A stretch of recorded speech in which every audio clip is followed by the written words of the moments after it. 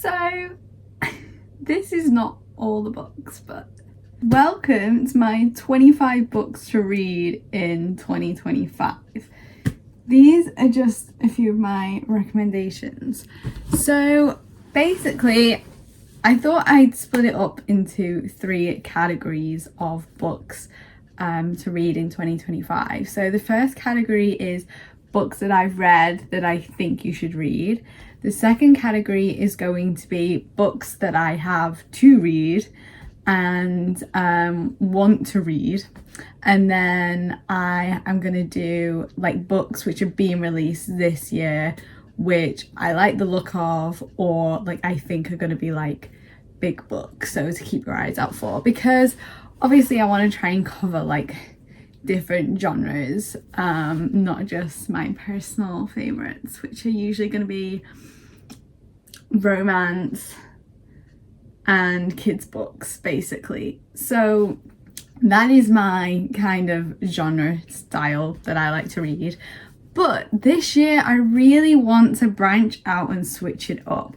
I have done a bit in the past, you'll see, and I just feel like I need to broaden my reading to not just happy, light-hearted books, which I do love, because when you're reading you want to escape, you want to just chill. I don't want something intense all the time, but I do think it's important to also gain a broader kind of reading list of genres and different, like, you know, fiction, non-fiction, thriller, crime, romance, fantasy, like everything.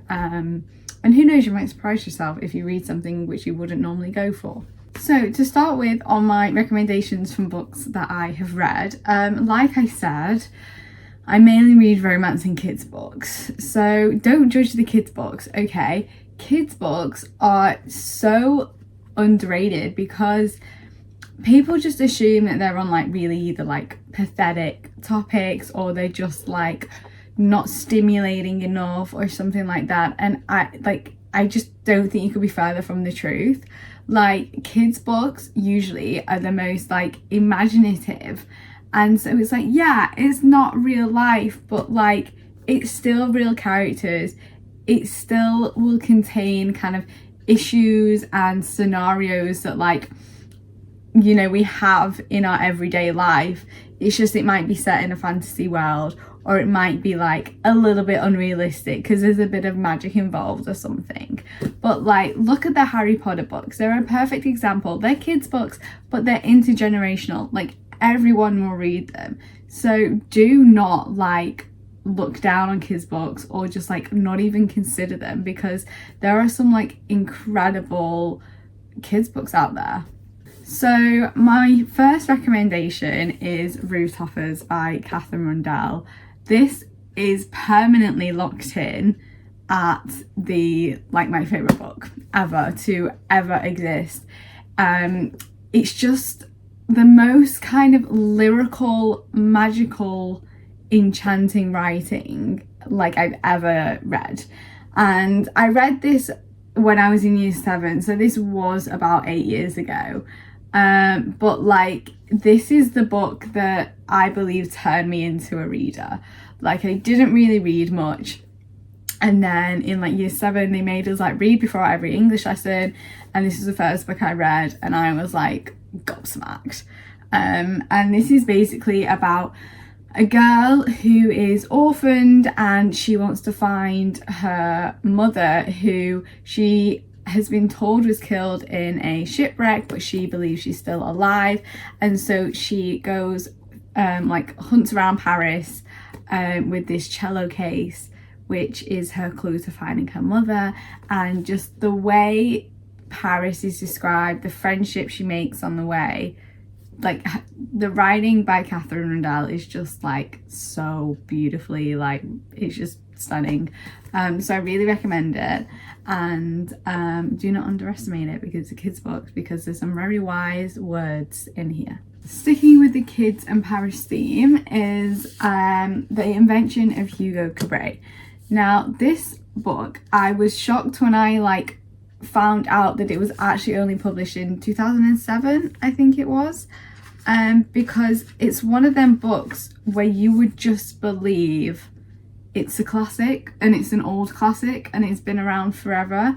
There is a film made in it called Hugo, and what I love is the film and book mirror each other perfectly, because the book is, I'll show you a sneak peek, but it's basically images sketched by Brian Selznick. He wrote and illustrated it, and then it also includes text and writing. And I think the way the film beautifully captures this as well is because it has the cinematic scenes where it's just silence and it's just a noise, there's no dialogue, and I feel like that really captures the aspect of the book where it's just the images, and then obviously it also has its dialogue in it. So if you've ever watched a film, you need to read the book, and if you've never read or watched any, then I really recommend it. It really is a classic. Beautiful illustrations, again, beautiful writing, and the story is just stunning. So the story of Hugo Cabret is this boy is orphaned because his dad is killed in a fire, and so he goes to live with his uncle in the train station in Paris where he works the clocks. And his uncle disappears one day, but he has to keep running the clocks and hope that nobody finds out that his uncle's disappeared, because then he'll get like orphaned, taken away, because obviously he's got no parents or like guardian. But while he's at the train station, he is trying to fix this automaton. Yeah. And it's basically this machine that his dad was working on with him before he passed away, and so he's wanting to fix it, and he's stealing toys from the toy shop, and he gets like caught. So he has to make it up to the toy maker, but toy maker turns out to be somebody who's actually closer to his heart than he realised. So it's a beautiful story, and again, it's just such a magical book with such like fantastical ideas and imagery and writing. So again, another classic. So another kids book that I really recommend reading, which I don't have on me, is Greenwild, The World Behind the Door by Parry Thompson. And I absolutely adore this book. Like I said, Rooftoppers will always be top, but this is definitely like, you know, very close second. It's a beautiful book in every way. The setting of the Greenwild, it's just the most perfect like fantasy nature world that I would like, I'd love to step into and walk around. And the story is beautiful, and the connections, the relationships in the book, they're just like, you know, it gives very much like Cynthia and Oriana vibes, to be honest, like with the girl and her mother. And I felt a real kind of connection to them characters because me and my mum are very close. So I absolutely adore the book, and the story is a young girl, and her mum is a journalist. She goes missing, and so she obviously wants to find out where she went, and she manages to discover this world that her mum had never told her about called the Greenwild, and she meets some amazing friends in there, and it's to discover what is going on, why these people from the Greenwild world have gone missing. And it's a really mature book. It touches on some really mature topics and deals with them really well for children. It touches on grief, and yeah, I mean, you have to read it for this particular moment that I like cried at. But she basically meets this boy in this garden, and they become friends, and then there's a little plot twist at the end of who he actually is, and I cried on the bus because I was like, that is the most beautiful thing ever. Like, you just have to read it to know, because I can't spoil it, but I really recommend that book. And there's some quotes in there which are just, I absolutely love. So again, don't underestimate the kids books. There's some very wise words in there. So now going on to more adult fiction, but classics. I really recommend Lady Audley's Secret by Mary Elizabeth Braddon. I'd never actually heard of this book or this author until when I was living in Paris. There was a shop which did secondhand books and they had some in English, and basically in Paris, when it costs €18 to buy any book in English, I will get any book secondhand for €2 because I don't want to be paying €18 for an English book. And so this was basically one of the only options I had, and I'm so glad it was. I love it because it is obviously like a older written book, but it's still very understandable. I can't lie, I'm pretty rubbish with understanding Old English, and I feel like I really struggled with Pride and Prejudice because of that.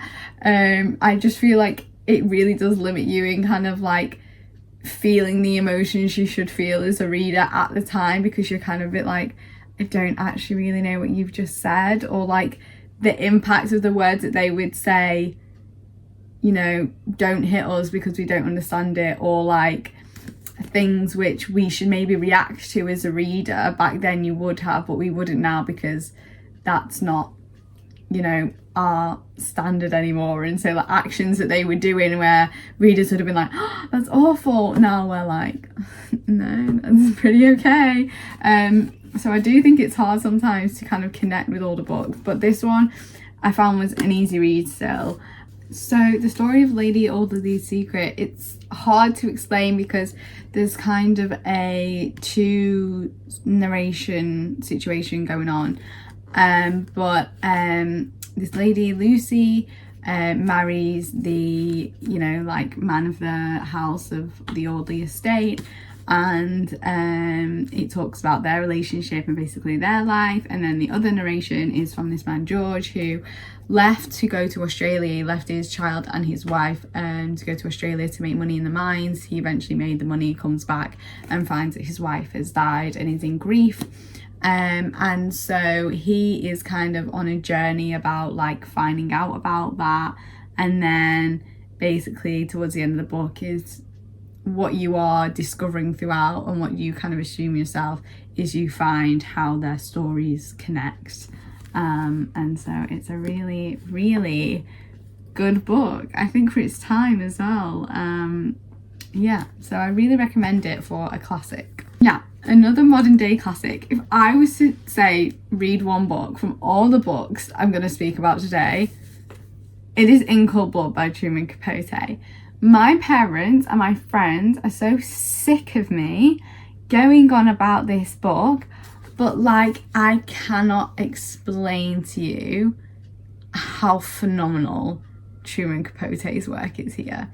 Now, it's a very controversial book in terms of Capote writes it in a very manipulative manner, and it's very kind of debatable how much of it is true, how much of it is made up, because he writes it very much to fit the messages that he wanted to get across. So In Cold Blood is basically a non-fiction novel. It's a new genre that Truman Capote made himself, basically, and it follows the story of two killers who killed a family in Kansas in the 1950s. And it basically comments on how the fault of the American culture and American society made these two people a killer. So the way that Capote manipulates it and writes it is that you feel sorry for the killers, particularly Perry Smith, because he basically comments on how these two people were left with no choice but to do what they did and the life that they had, because they had such limited choice, because the way American society was set up and worked didn't fit these people. It didn't encourage these people and just discriminated against them. And so he basically comments on how all the problems within the American culture, you know, the Bible Belt of America, heteronormativity, all this basically led to these two people becoming the murderers that they became, and is the reason for the Clutter family being murdered. So it's controversial because you know, at the end of the day, these two people did kill a whole family in cold blood. And so you shouldn't feel sorry for them, but Capote manipulates it that way to make you understand why they ended up in the position that they did, and it works. Because you absolutely did, well, I definitely did absolutely feel sorry for Perry, and will be on Perry's, you know, defense forever, I think. Maybe controversial of me too, but it's a phenomenal book, phenomenally written, amazing techniques, amazing just like context on American culture at the time. Real classic. And then in that same kind of field, because I loved In Cold Blood so much, which is, like I said before, I read kids books and romance, so these were like books like far out of my field, but I absolutely loved them. So you might surprise yourselves if you don't normally read some kind of things and then you give one a go. So following on from that, I got this book called The Thrill of It, For the Thrill of It, and it's by Simon Batts, and it's basically following these two boys who grew up wealthy and well educated, and they ended up killing a young boy. And it basically just evaluates and comes to the conclusion that they did it because they liked the fame that they ended up getting from it. In Cold Blood, it comments quite a bit towards the end of the book on how these criminals and criminality were becoming glamorized, and it was becoming a thing where they were celebrated, you know, particularly with Ted Bundy and things like that. And so this is basically commenting on how these killers did it simply because they wanted that attention and they wanted that fame and they wanted that glory. So again, another really interesting read that I wouldn't normally go for, but I absolutely loved it. So going on to the second section now is the books that I have that I want to read. So starting off first with Picking Daisies on Sundays. I've seen this all over like TikTok and Pinterest, so I had to get it because it's pink and it's a really cute cover, and it's a romance, so I'm instantly sold. I do know that the author has also just released a new book as well, so if you do get this and read it, then go check out her new book as well. I think I will. So I'm really excited to read it. A good typical romance, and it's pretty, so we always love a pink pretty book to, you know, decorate with after we've read it. Another kids book that I have to read is called Chronicles of Weatherwhy. And this is the first book, The Age of Enchantment. This just sounds like Harry Potter mixed with just like every magical world. It's basically another kind of like school for enchanters and things like this.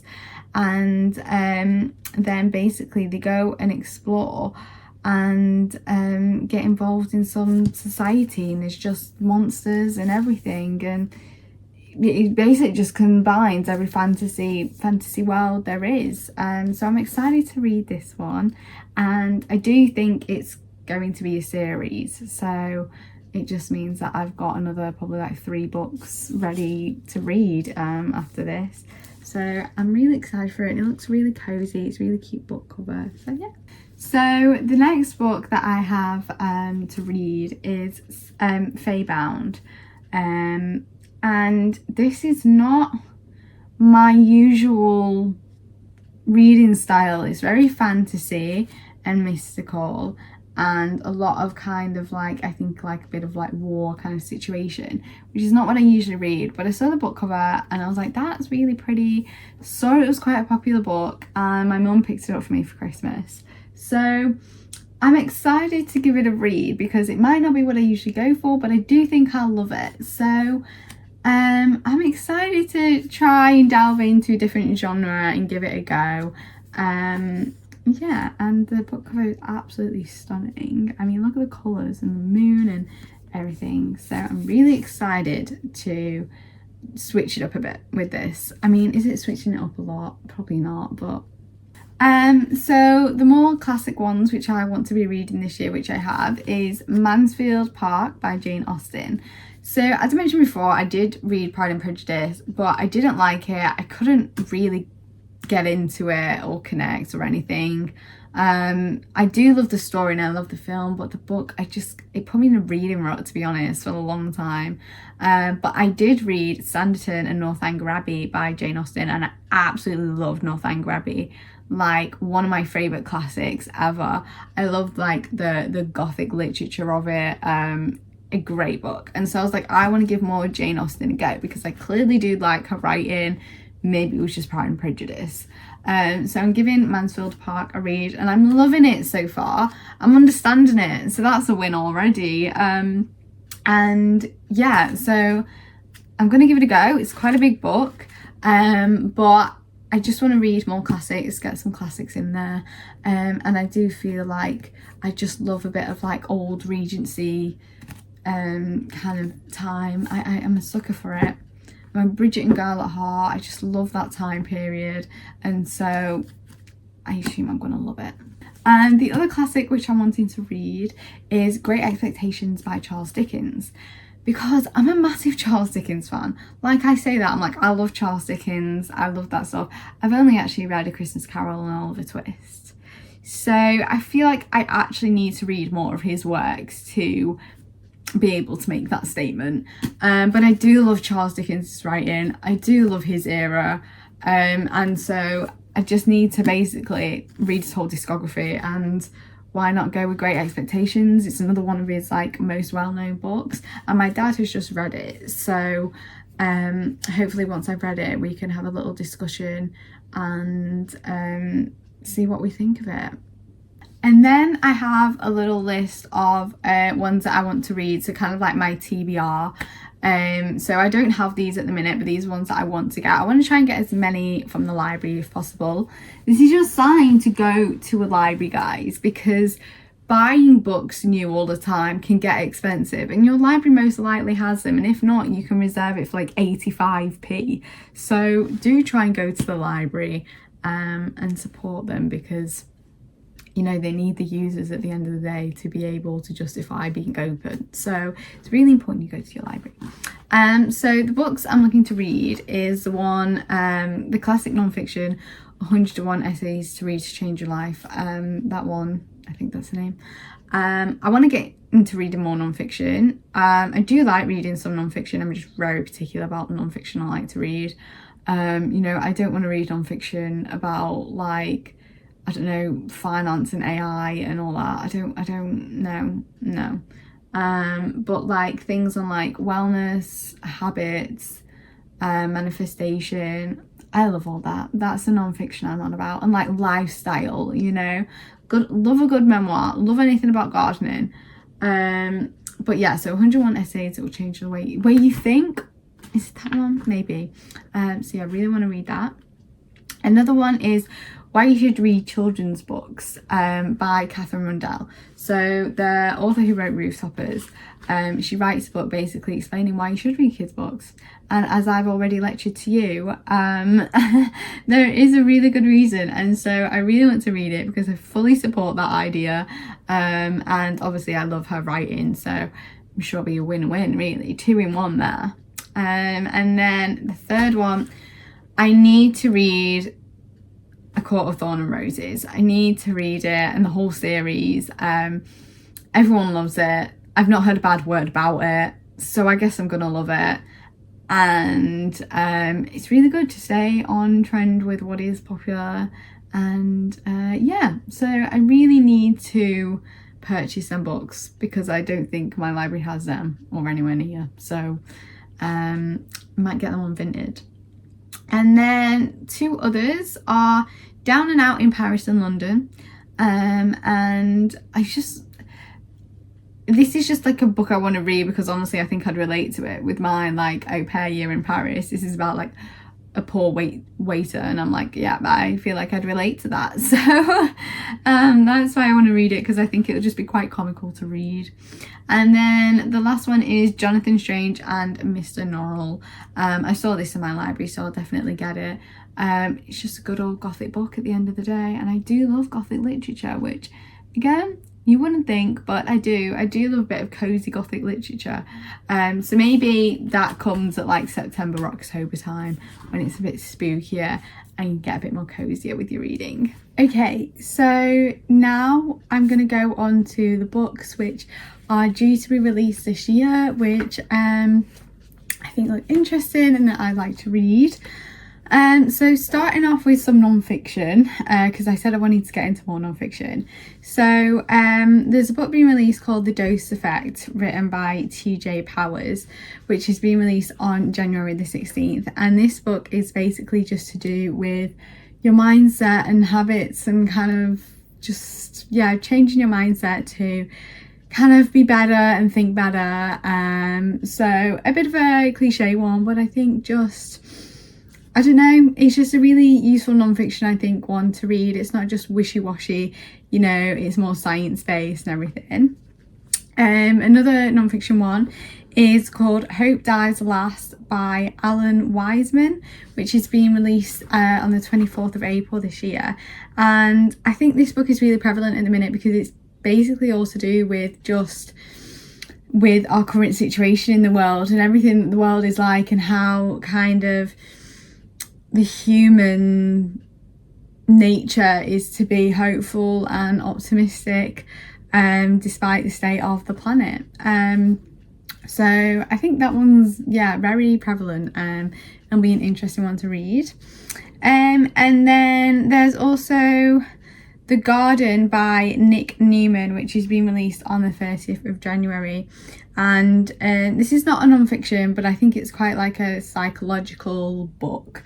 And it's basically about two sisters who have spent their whole life in this walled garden, and they tend to this walled garden, and they can't remember anything outside of it, anything before it, until one day a boy is discovered in the garden, and you know, it's questioning why he's there, who is he. So even the description, the synopsis, is very vague, but it just sounds like it'd be a mind-boggling book to read. And then going on to some like fiction, there's a book being released called Island Song by Pepsi DeMac Crockett on the 30th of January. And this is a story of two sisters, and they're in St. Lucia, and then one goes off to London, and it's basically just playing out their lives in these different environments, but how they still connect as sisters, but just living through their lives and their troubles and their heartbreaks and everything that life throws at you. And then another one is The Persians by Sanam Malouji, I hope that's right, which is being released on the 30th of January as well. And this is about 3 generations of women in an Iranian family, and just surviving in America, living in America, and everything that entails. And so I'm really interested in that one, because I think it's important to read more about other cultures and other faiths, other religions from other countries, especially with Island Song as well. So you're just more kind of educated on other people's stories and lives and cultures. And one that I'm excited for is Emily Wilde's Encyclopedia of Lost Tales, which has been released on the 11th of February. This is her 3rd book in her series, and I've not actually read the others. They're on my TBR. So this is my motivation to read the last one so I can read the new one.